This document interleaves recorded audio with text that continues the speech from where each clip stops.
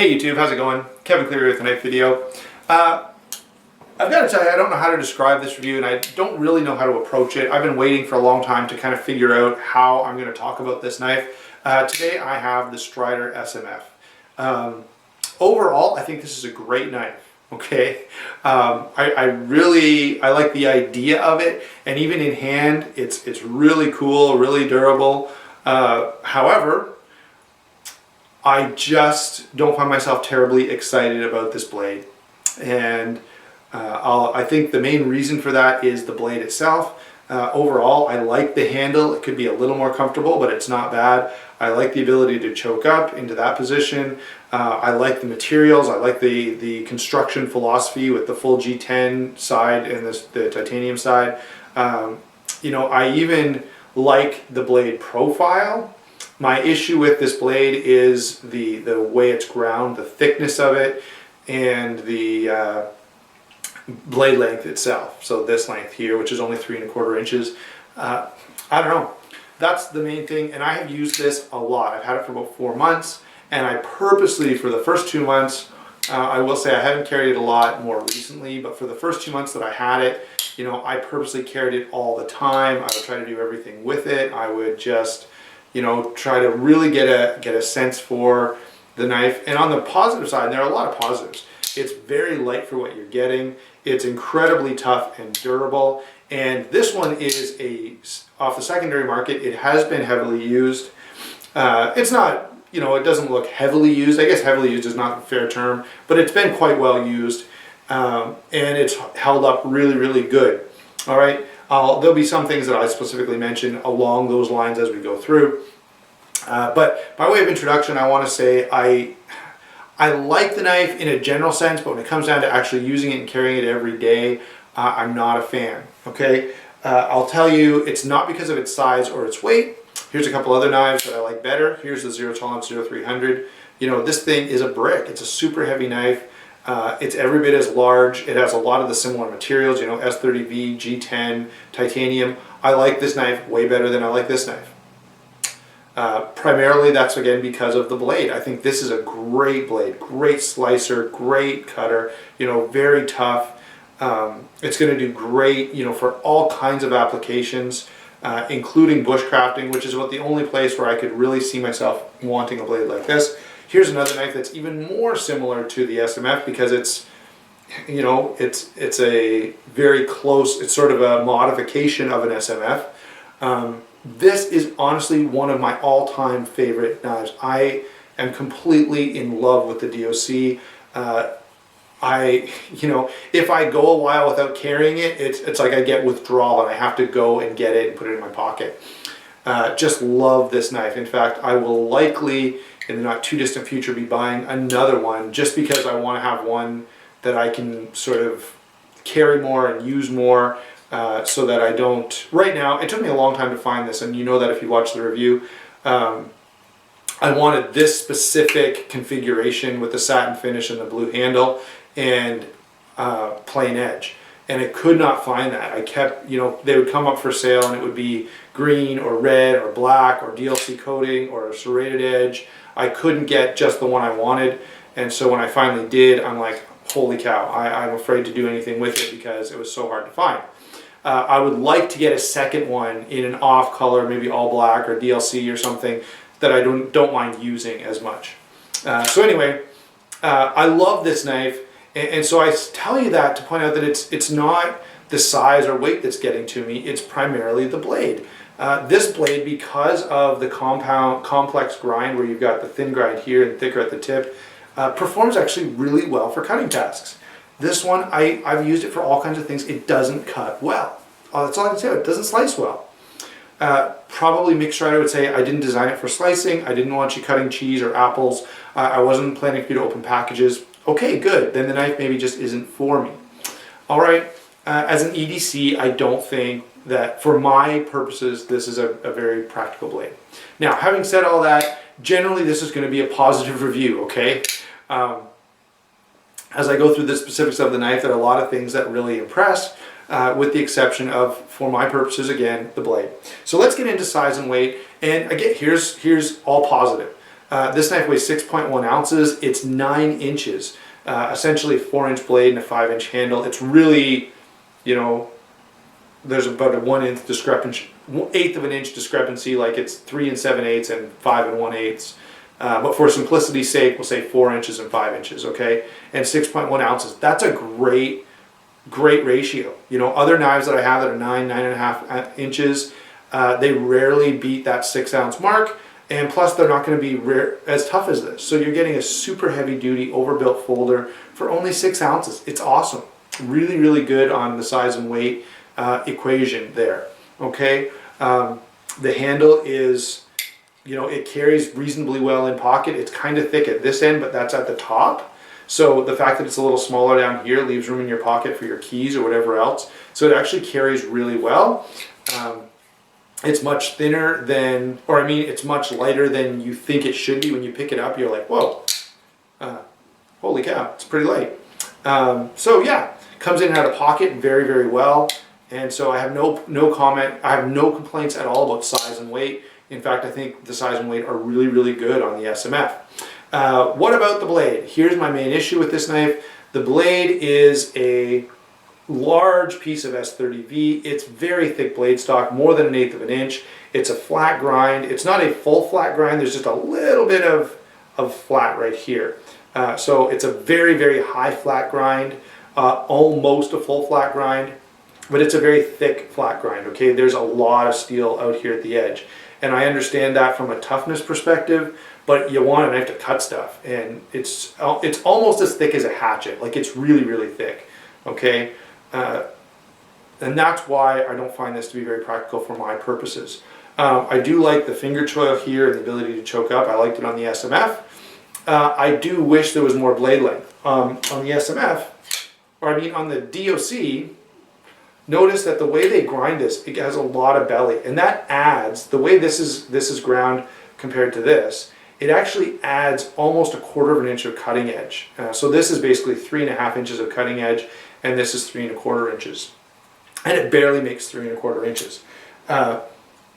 So those are all things that I'm not that crazy about. Even the point is not very acute, especially compared to this. And consider that this is a thicker blade, so you'd think the point should be not as good. However, the point is better on the SMF than, I mean on the DOC than on the SMF. Hopefully you're following me and I haven't messed those two acronyms up too many times.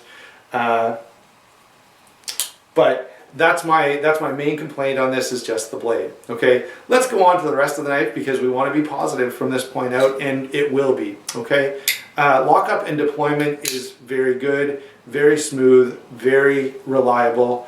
You can kind of flick this knife out. I'll try if I can. Yeah, there you go. You can kind of do it. Maybe a little wrist action is needed, but barely any. It's very smooth, extremely solid. Now, when I bought this knife, the seller said to me, it's got a little bit of blade play, but it's very little. And I was like, okay, you know, that's okay. I got a good deal on it. So I was like, okay, sure, that's fine. And when I got the knife, I tried to get the blade to, to show that blade play. And I'm like, I don't get it. Where's the blade play? Turns out what it is lock slip. And it's a very, very minor lock slip. And what happens is, if you have any pressure at all on this lock bar, it won't do it. So when you're cutting and I'm holding the knife trying to get the blade to play, it won't move at all. It's as solid as a rock. If you kind of hold the knife like this and you move it a little bit, you can get the slightest bit of lock slip to happen there. And these older Striders are known to develop that bit of lock slip. I will tell you, if you're worried about that, maybe you're thinking of buying an older Strider, under normal use, you won't even know.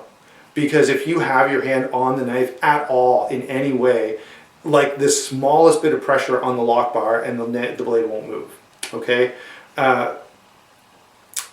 Further, if you bought this, let's say, by the way, I am going to sell this, so if you want it, go ahead and message me. But if you bought this, you could easily send it to Strider and they would fix it for you. In fact, I was going to do that myself, but I just don't like the knife enough to keep it. So I'm not going to do that. I'll let somebody else who buys it from me go through that trouble. And I'll just knock the 25 bucks off the sale price. Lockup is excellent and extremely reliable. One of the things that they say about Striders is even if the lock wears, even if the lock slips, all those things, you're not going to get this knife to fail, and I can attest to that. I did do some spine wax, I did some overstrikes, and the thing will not fail. If you're going to test that on a knife you like, make sure I used a piece of cardboard, about 3 layers of cardboard, and I put it over my desk so that I could, do my spine wax and see if I could get the knife to fail. It will not fail at all. It's actually, the Lockup is super, super strong. Everything that you've heard about the reliability of Strider Lockups is true. It's very, very good. It's not a flipper. It's just a typical Lockup. And I want to make a comment about this right here, right now. A tough, hard-use folder, I do not believe should have ball bearings. Okay? I think the ball bearings are just creating a point for failure. If you put it in the mud and the gunk and the crap, there's a good chance that those ball bearings are going to get bunged up. Can you clean them? Sure you can. A little bit of water rush through there and some WD-40 and they're going to be back to normal use. But what if you're camping for a week? What if you're a soldier deployed overseas? You're going to be like, hold on guys, pause the battle, I've got to clean my knife so that it works right. No. So I love the fact that Strider and Hinder and even Chris Reeve, some of these guys are not using the ball bearing pivot system. If it's more of an EDC knife, if it's a knife that you want for collection purposes, those kinds of things, hey, go ahead. Ball bearing pivots are great. They're smooth as silk. They're fun to flip. But in a hard use knife, in a knife that you're going to depend on to save your life, in a survival situation, in a combat situation, I don't think that ball bearing pivot systems belong there.